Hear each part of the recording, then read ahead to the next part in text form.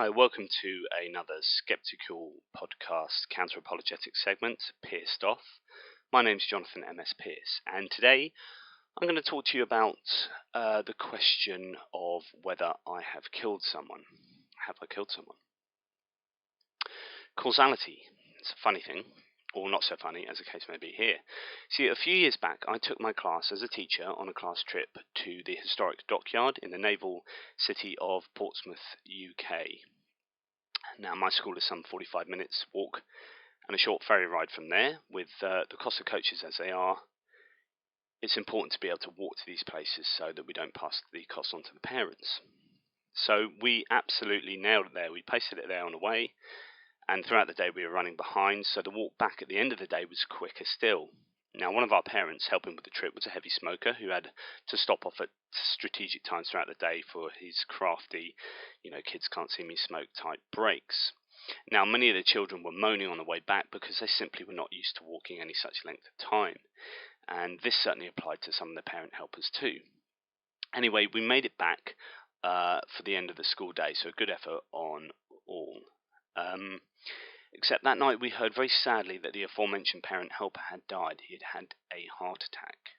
Now, ever since that moment, I've felt partly responsible for that outcome of that man's death, in a naive, sort of folk understanding sort of way, that is.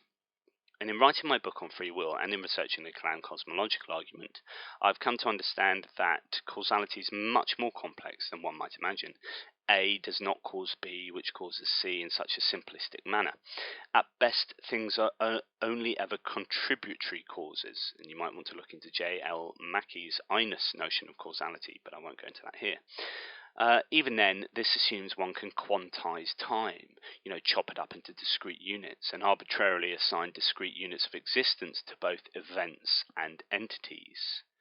Now let's look at the event of the class trip. Did it start when we arrived at the dockyard, when we got off the ferry, when we left, when I started organising it, or indeed were elements of the trip in place when I started planning the units at school, given the job at the school, got my teacher's qualifications, etc., etc.?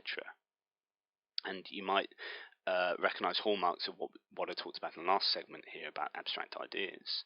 Of course, there's no objective answer to that. These abstract labels are subjectively assigned such that we can all disagree on them. That is, simplistically speaking, an element of conceptual nominalism, the idea that one can deny the real existence, the ontic reality of abstract ideas, that they are merely concepts in our individual minds.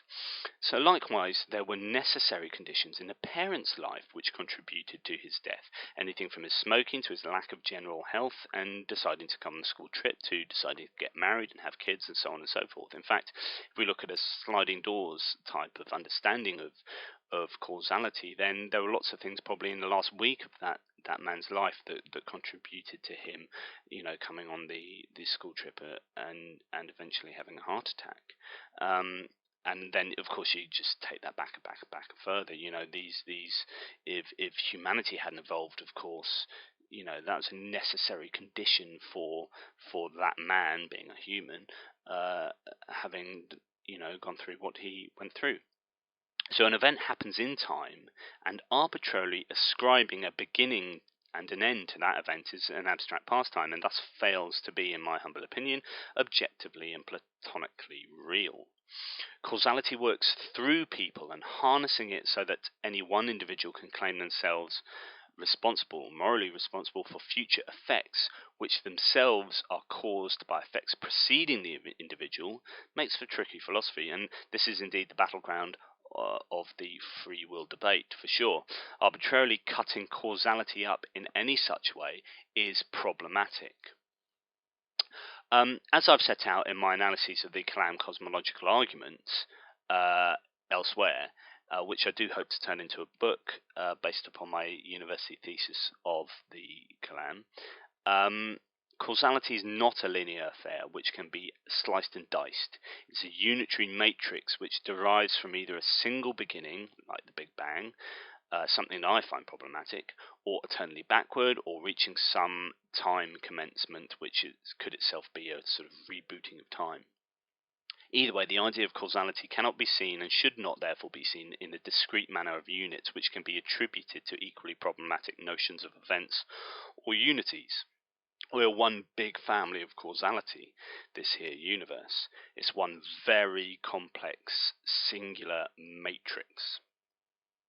So in answer to the question, no, I didn't kill anyone. Perhaps we could say that the universe did, and whatever notion I am, and whatever I am represented by, sat on, or better still, was part of the threads which cross and recross intricately and almost infinitely over each other in a mazy web of interconnected causality. I've been Jonathan M.S. Pearce, a tippling philosopher. Check out my blog. As ever, question everything.